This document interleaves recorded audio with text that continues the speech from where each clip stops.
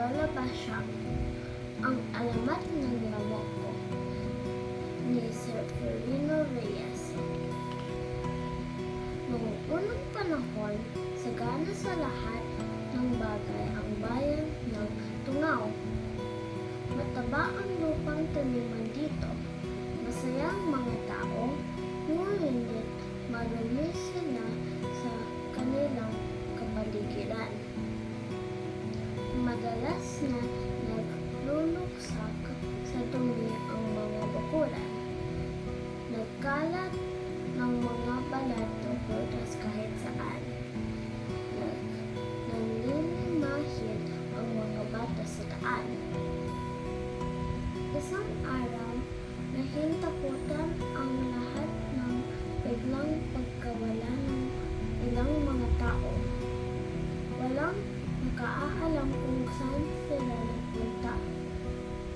Padalas ang padalas ng mga nawala, kaya'y lumapit ang taong bayan sa kanilang makisig na hari upang humingi ng tulong. Magbantay tayo sa bawat sulok ng ating bayan, sabi ni Hari. Kahit ubuhin sila sa nakasusulasok ng mga basura, araw at gabing nagbantay ang mga taong bayan at mga kawal, hanggang sa makita nila ang paglitaw na higanteng si Amo sa may paanan ng bundok. Kinuha nito ang isang magbubukid at agad na nilulot. Wala nang nasasarap pa sa maruming tao, blurb, dighay ng higante. Walang taong laban sa higante. Panlulumo ng isang binatang nangungutid ng kamiseta. Mabuti sigurong umalis na lamang tayo sa Tungaw. Mungkahin ng mga matatandang puputin. Kung di natin maaaring iwan ang ating bayan, dapat natin itong ipatanggol. Mahigpit na sabi ng hari. Nasasarapan ang higanteng Amo sa ating karumihan. Kailangan natin maglinis upang iwanan tayo ng higante. Utos ng hari.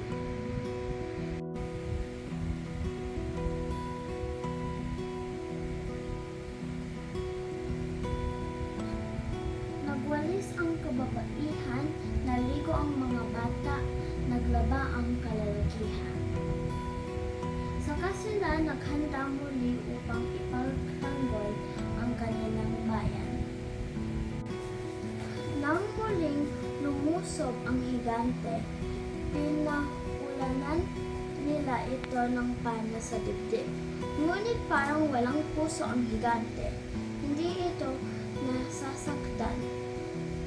Nilulon ng higante ang ibang kawal at dinakip ng buhay ang ilang taong bayan. Wala sa dibdib ang puso ng higante, kaya't hindi siya mapatay. Paalala ng isang matanda. Nasaan kaya? Tanong ni Hari. Walang sino mang nakakaalam, sagot ng matanda.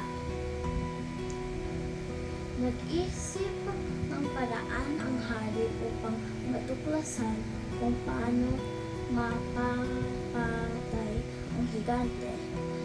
Nang minsang mabusog ito, nagkunyaring nahimatay ang hari. Napasama siya ng mga dinakip ng buhay. Nang marating sa kuweba, isang batang higante ang sumalubong kay higanteng Amo ko. Narito ang pagkain mo. Matututo kang magtipid. Marunong nang maglinis at magtago ng mga taong marumi. Saka muling umalis ang higante.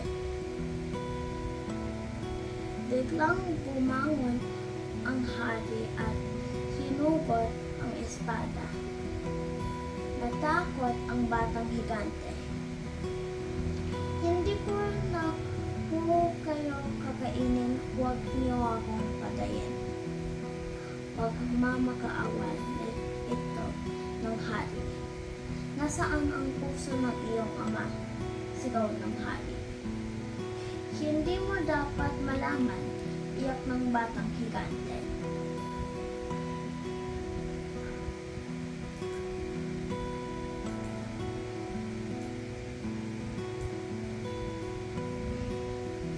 Kung gayan at patayin kita, matapang na sinabi ng hari.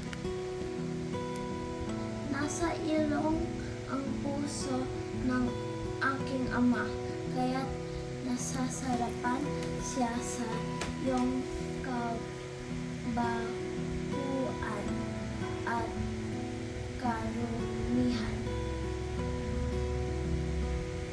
Nangangatog na sagot ng batang higante.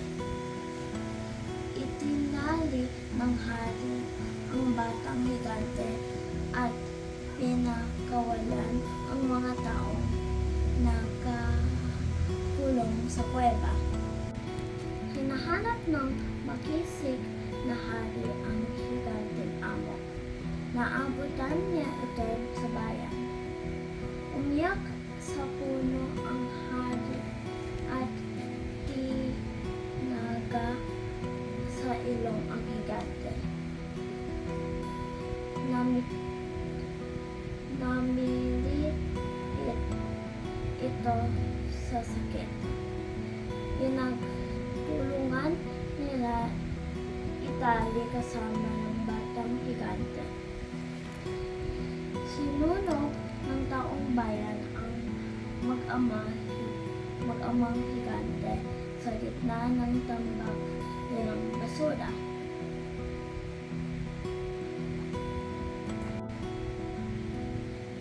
Hindi niyo kami napapatay hanggat marumi ang iyong paligid. Balik kami at sisipin ang iyong mga dugo. Sigaw ng higanteng amo ko bago siya matupok ng apoy. Itinapon ang taong bayan ang mga apoy ng mag-amang higante sa maruming ilog. Tumahimik na muli ang bayan ng Tunao. Ngunit nagulat ang lahat sapagkat mula sa maruming ilog ay maliliit na insektong lumusubo ng sa bayan tuwing gabi. Naninisip sila ng dugo ng mga tao. Naalala ng matanda ang sabi ng higanteng amo bago masunog kasama ng anak. Nilinis ng taga-tungaw ang kanilang maruming ilog. Dumalang ang maliliit na insektong.